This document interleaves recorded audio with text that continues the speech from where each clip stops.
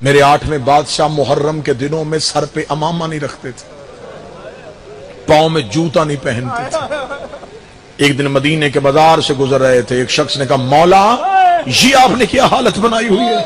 امام نے انگلی کا اشارہ کر کے کہا وہ چاند طلوع ہو گیا ہے جس نے میری ماں کے سر سے چادر اتار دی۔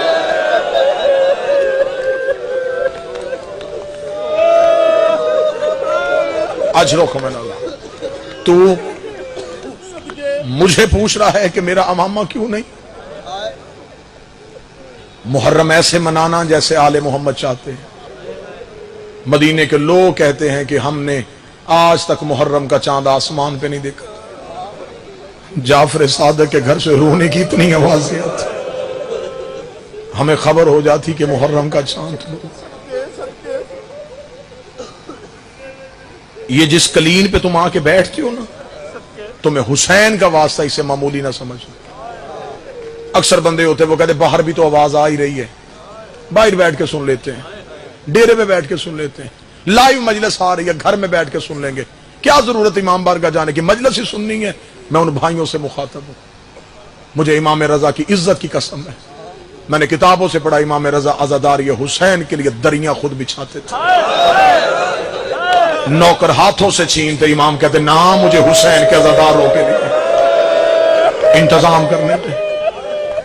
یہ جس کلین میں تم بیٹھتے ہو نا آ کے، میرے مولا رضا بیٹھنے سے پہلے بھی اس جگہ کو چومتے،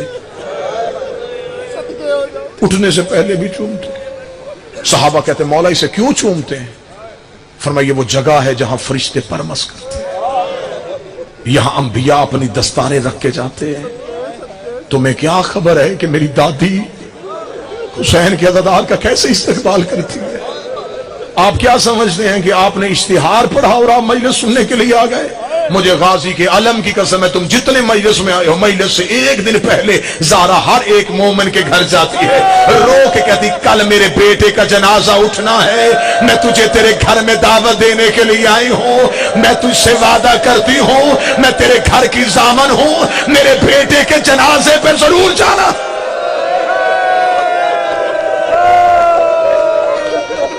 ماں باپ کو وہ رشتہ دار کبھی نہیں بھولتے جو جنازوں پہ آئے ہوں۔ امام رضا علیہ السلام اتنی محبت کرتے تھے عزاداری سے کہ امام اپنے گھر میں پورے 10 دن محرم کے عزاداری برپا کرواتے، بس زیادہ سے زیادہ 1.5 منٹ امام نے اپنے گھر میں عزاداری کا انتظام کروایا، کیونکہ مجلس موضوع امام رضا ہے، شہادت بھائی پڑھیں گے، ایک درس سنا، امام نے اپنے گھر میں عزاداری کا اہتمام کروایا۔ روتے ہوئے امام کہنے لگے اپنے نوکر سے اٹھ دیبل خزائی کو بلا کے لا۔ یہ ذاکر شبیر تھا، مرثیہ خان تھا اور شاعر تھا۔ امام نے کہا اسے بلوا۔ نوکر دوڑا جا کر دیبل کے دروازے پہ جا کر تجھے رضا نے بلایا۔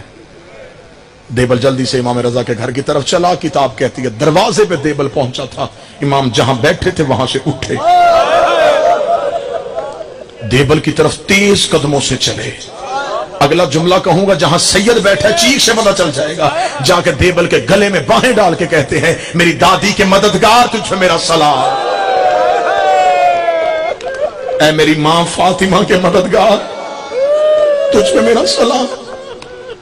دیبل کا جسم کانپا، امام ہاتھ پکڑ کے مجلس کی جگہ پہ لے کے ذاکر حسین کا چھوٹا ہو بڑا ہو احترام ضرور کرنا، وہ نام لیتا ہے حسین کا۔ امام اسے لے کے امام آ کے کہتے دیبل محرم آ گیا ہے، تو نے میرے دادے حسین پہ کچھ لکھا نہیں؟ دیبل کہتا مولا رات ہی میں نے نیا مرثیہ لکھا ہے۔ امام کہتے سنا نا مجھے۔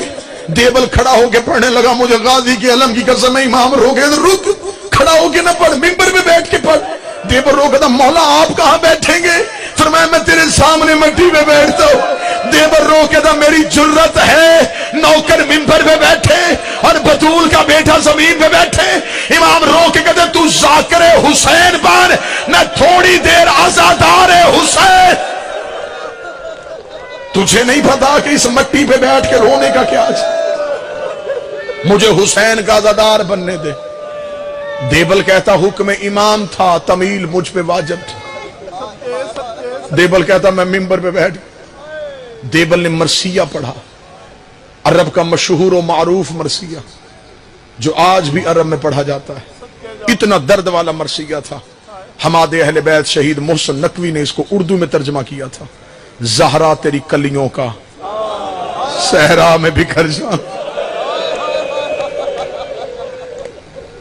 جھنگی دھرتی ہے مصائب سے پیار کرنے والے لوگ.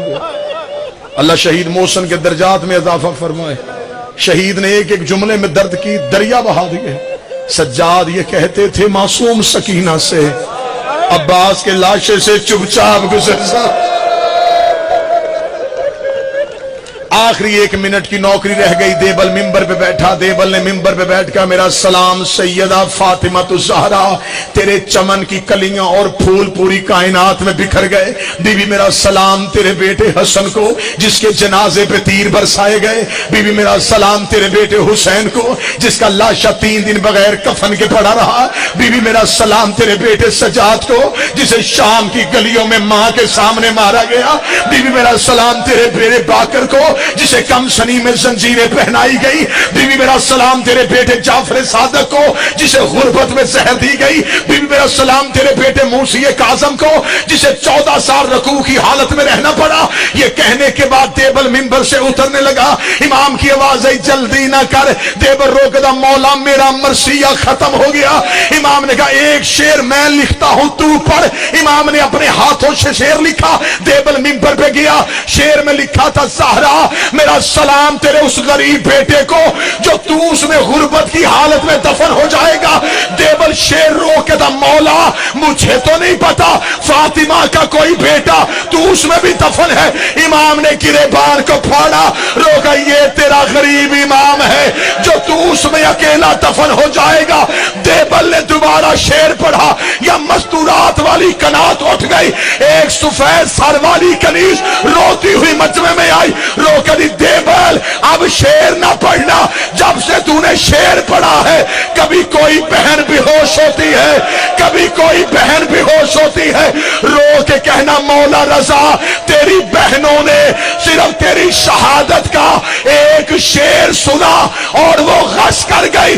70 قدم کے فاصلے پہ زینب سر پہ قرآن رکھ کے قاتل سے کہتی رہی نہ مار میرا 3 دن کا پیاس.